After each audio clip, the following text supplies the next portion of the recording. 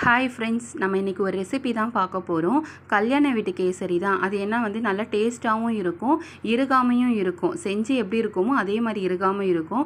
அதுக்கு நம்ம சின்ன சின்ன டிப்ஸ் ஃபாலோ பண்ணால் போதும். ஃபஸ்ட்டு பார்த்திங்கன்னா ஆஸ் யூஷுவல் நம்ம நெய்யில் ரவை, முந்திரி எல்லாம் வறுத்து எடுத்துக்கலாம்.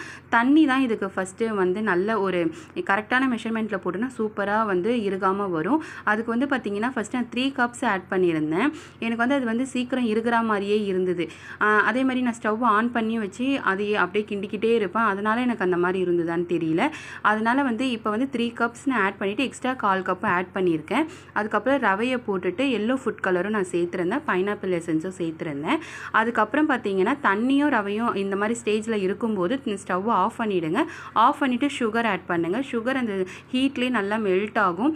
இன்னும் நம்மளுக்கு நல்லா இறுகாமல் சூப்பராக இருக்கும். அது ரவையும் ஓவர் குக் ஆகாமல் கரெக்டான குக்கிங்கில் இருக்கும். சூப்பராக நம்ம சர்வ் பண்ணலாம்.